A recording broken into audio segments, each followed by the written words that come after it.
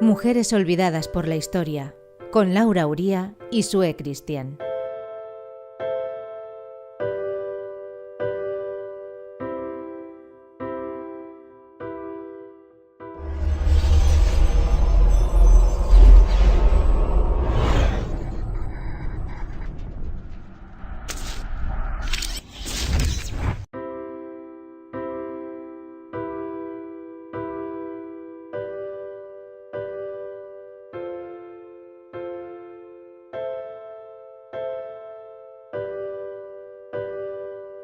Estás escuchando Mujeres olvidadas por la historia, un programa que, como ya sabes, te acompaña para hablar de todas esas mujeres que fueron pioneras, valientes, descubridoras, luchadoras y muchas otras cosas.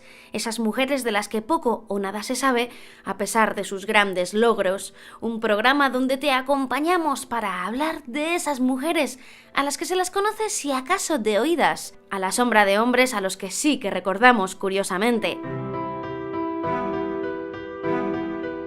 Me llamo Laura Uría y junto a Sue Cristian te acompaño en un espacio donde damos voz a todas estas y otras mujeres que en la actualidad también están haciéndose notar. Siempre recordamos que Sue Cristian es ilustradora y diseñadora gráfica y que de un tiempo a esta parte rescata a todas estas mujeres fuertes y valientes que se saltaron las normas estipuladas luchando para conseguir los derechos que hoy tenemos, todas ellas pioneras de nuestra historia.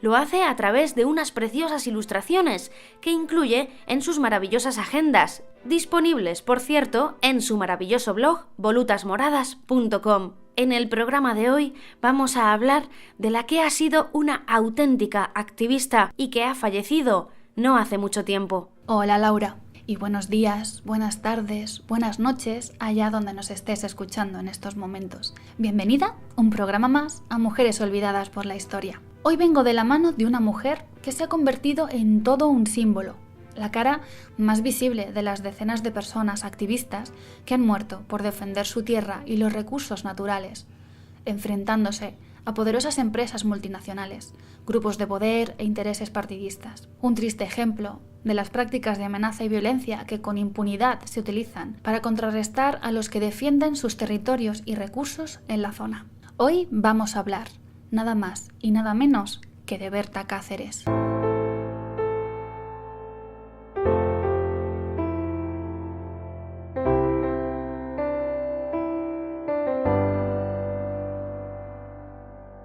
Berta Cáceres comenzó su vida como la hija de Austra Berta Flores López, otra mujer de gran fortaleza e implicación social que, además de partera, enfermera y alcaldesa, fue quien dio amparo a muchos refugiados de El Salvador durante la guerra civil de este país, algo que no dejó indiferente en la lucha como activista medioambiental. Con este inicio de vida y ejemplos de solidaridad, empatía y lucha, no es de extrañar que Berta siguiera los pasos bien arraigados de su madre. Muchas veces encontramos en la historia que la cuna de los más importantes líderes y lideresas revolucionarias es la injusticia y la desigualdad. Es allí donde debemos ubicar a la protagonista de esta historia, en el interior de Honduras, a comienzos de la década de 1970. Desde su infancia, Berta vivió en un ámbito rural, donde el esfuerzo, el trabajo y la dedicación a la tierra no necesariamente se veía representado en los ingresos de los campesinos, su familia y los miembros de la comunidad. Así fue como el mensaje del éxito personal, como único valor a respetar, se venía abajo desde su más tierna infancia, observando a sus padres y hermanos morir a causa del trabajo, de la opresión y de la violencia institucional.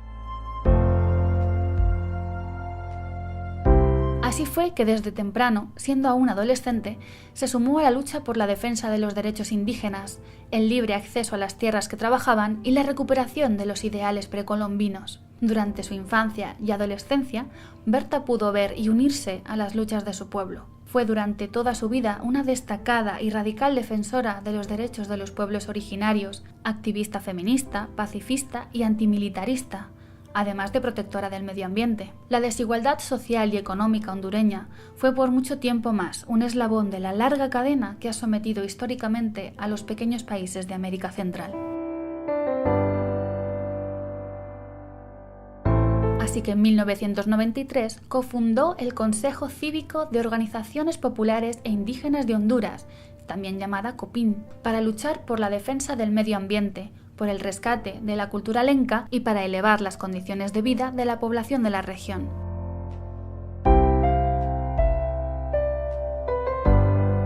El crecimiento de la lucha le permitió a esta organización y a Berta particularmente acercarse a numerosos políticos con tal de llevar la propuesta de lucha y concienciar sobre la importancia de la misma. Berta Cáceres particularmente apoyó el gobierno de Manuel Zelaya y aunque al principio lo observó con sospechas, entendió que era una oportunidad única para cambiar la realidad del país. El por entonces presidente le dio al COPIN un apoyo nunca antes visto y en conjunto trabajaron para llevar adelante medidas que cambiaran la realidad del interior del país. En el año 2009, Zelaya fue depuesto del poder en manos de un golpe de Estado y lentamente el trabajo realizado por el COPIN fue destruido.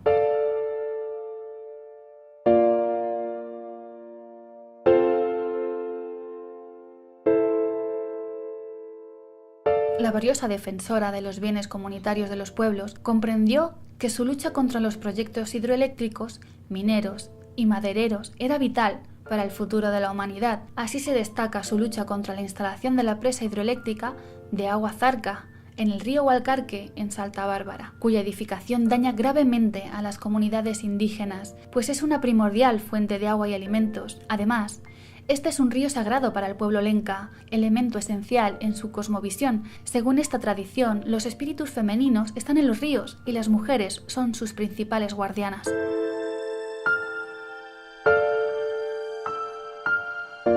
Las hidroeléctricas son una de las más importantes fuentes generadoras de energía, pero a la vez representan un gran factor de pérdida de la biodiversidad en el mundo. Los bosques en Colombia no se escapan de esta situación y se encuentran en medio de esta disyuntiva. Durante años, las hidroeléctricas han sido consideradas como sinónimo de desarrollo y Colombia, gracias a su topografía, pluviosidad y recursos hídricos, cuenta con un potencial excepcionalmente alto para desarrollar este tipo de macroproyectos de ingeniería. Son múltiples las razones que hacen que este tipo de obras sean consideradas como una opción atractiva para la generación de energía. Sin embargo, la construcción y el mantenimiento de hidroeléctricas representan un innegable costo económico, social y ambiental, en particular para la población más desprotegida de la sociedad. No hay que olvidar que la puesta en marcha de estas grandes obras implica también la construcción de vías y sus consecuentes efectos negativos sobre la cobertura vegetal. El compromiso de Berta para evitar estos enormes destrozos fue reconocido internacionalmente, tanto por su actividad en defensa de los ríos como por su permanente denuncia acerca de los nefastos efectos de dichos proyectos de presas hidroeléctricas por parte de los inversores internacionales, y por ello se le adjudica el prestigioso Premio Ambiental Goldman en 2015. Como contrapunto a su inestimable lucha, nos encontramos con las numerosas amenazas de muerte que recibió durante años, en respuesta a su defensa de los bosques y ríos, por su defensa de los derechos indígenas y de las mujeres, además de haber sido encarcelada en numerosas ocasiones, razón por la que contaba con medidas cautelares emitidas por la Comisión Interamericana de Derechos Humanos.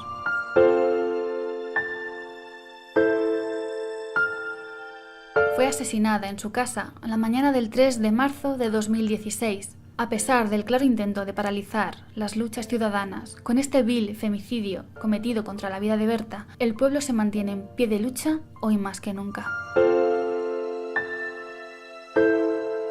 Una de sus frases más impactantes que me ha marcado enormemente ha sido: «Vos tenés la bala, yo la palabra. La bala muere al detonarse, la palabra vive al replicarse».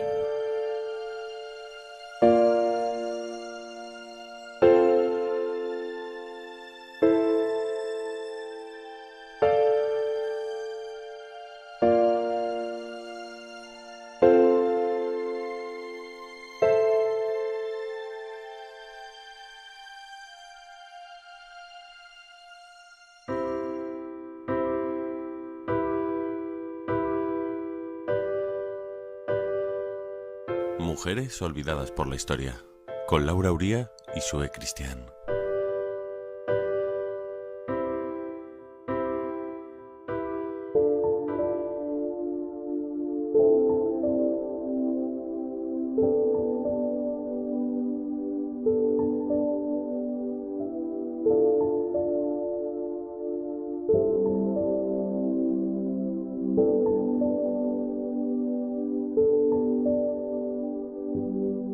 Sue Christian da forma a todas estas mujeres olvidadas por la historia a través de unas preciosas ilustraciones que a su vez recoge en unas agendas que diseña para que tengamos y conozcamos un poquito mejor a estas mujeres en el día a día. Ya sabes, disponible en su maravilloso blog volutasmoradas.com. Y ahora es el momento de dar paso a la sección Mujeres de hoy y de siempre, donde recibimos las historias que nos haces llegar a través de nuestras redes sociales, mi página web, luasoul.com, y el blog de Sue Christian, ya sabes, volutasmoradas.com. Puedes escribirnos y hacernos saber tu historia. Estaremos encantadas de escuchar lo que tienes que contarnos. Y hoy recibimos con gran cariño a una de las voces que nos acompaña programa tras programa. Es la voz femenina de nuestro jingle, Mujeres olvidadas por la historia. Ella es Yolanda Laj.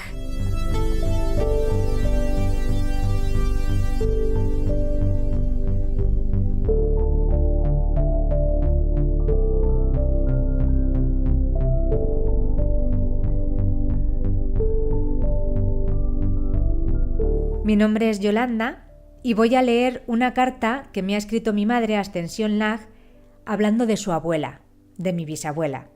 Pero era la abuela de mi madre a la que mi madre adoraba.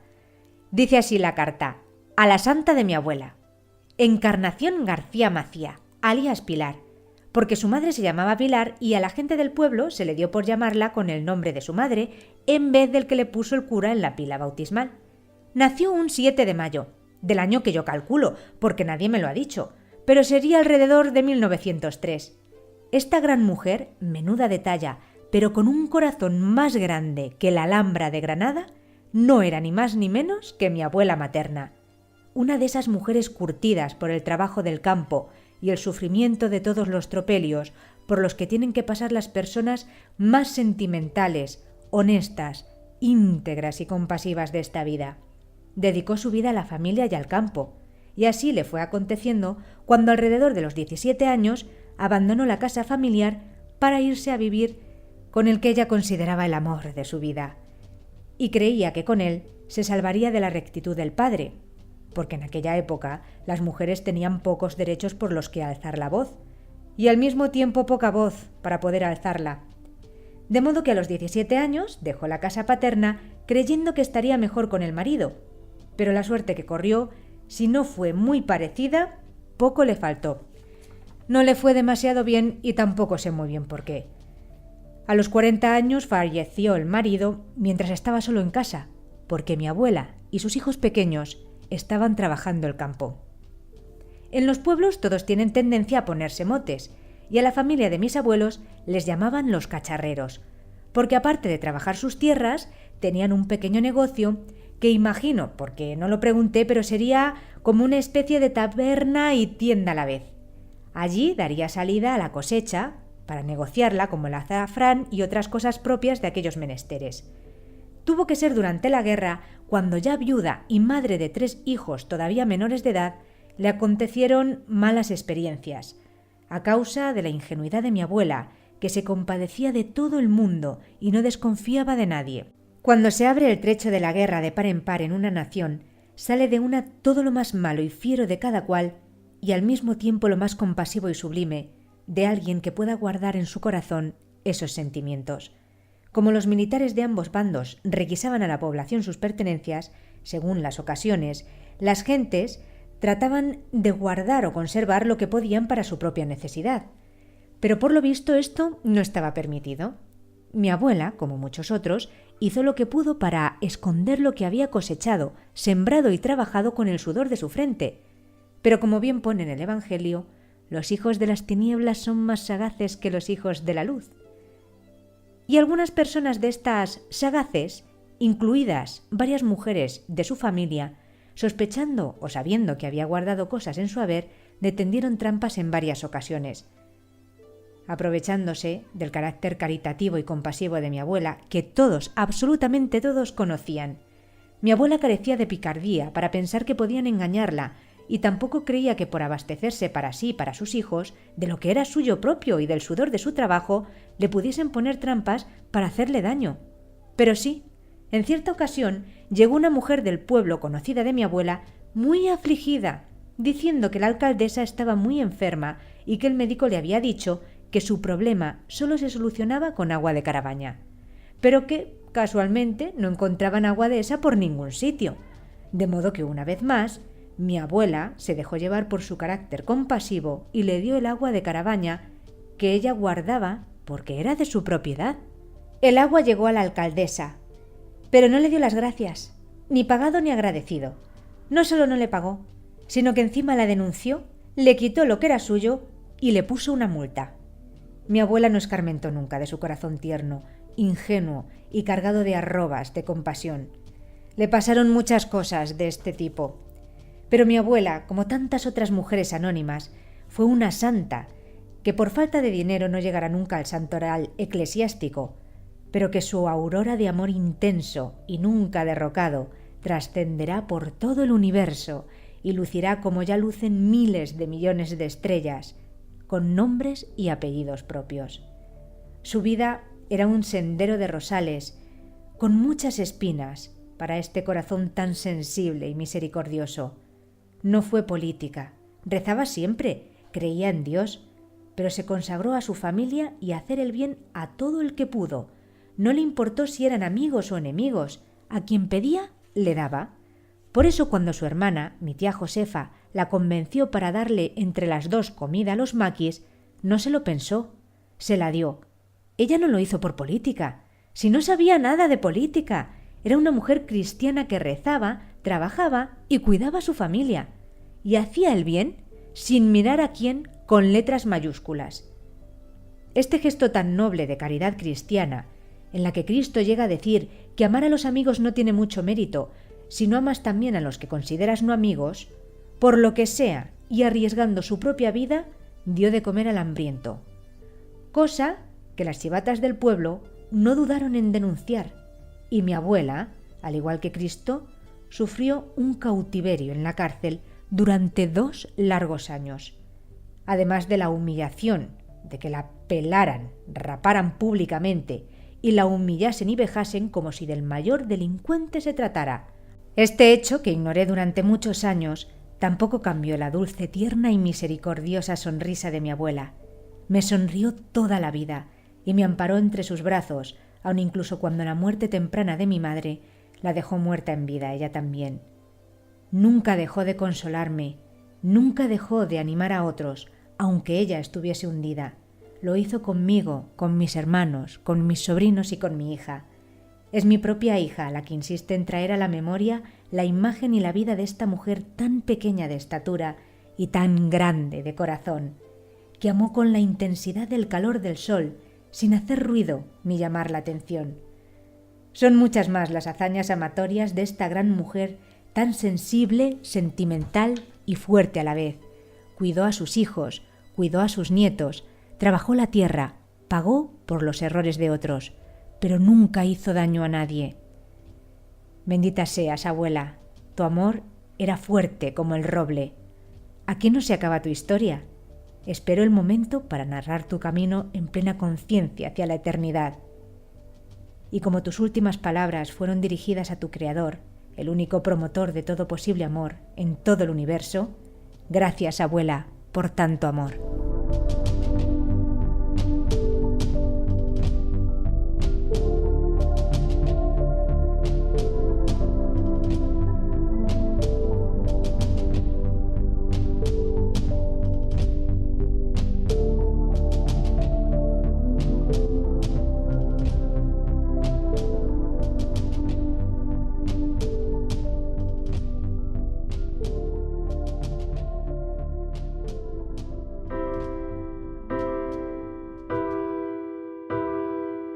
Mujeres olvidadas por la historia, con Laura Uría y Sue Cristian.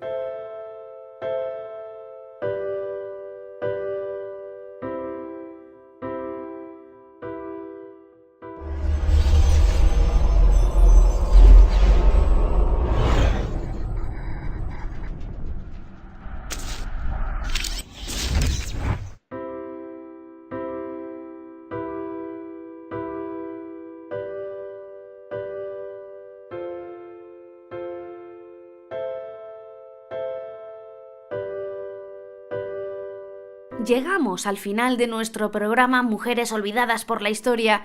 Ha sido un placer acompañarte. Mi nombre es Laura Uría y junto a Sue Cristian te espero en una próxima edición de Mujeres Olvidadas. En el programa de hoy quiero animarte especialmente a observar con atención tu entorno natural más cercano y a preguntarte qué había antes ahí, en ese terreno que hoy es un bloque de edificios, y a pensar si en todas las ocasiones son necesarias estas macroconstrucciones, aun a riesgo de perder zonas naturales. Vivimos en un mundo de dimensiones finitas, con una naturaleza a la que hacemos enfermar de muchas maneras. En nuestras manos está el ponerle fin y reconducir esta situación, tanto con pequeñas como grandes acciones. Así que nada, nos escuchamos pronto, muy pronto, en el próximo programa de Mujeres Olvidadas por la Historia. Que nuestros nombres no se borren de la historia.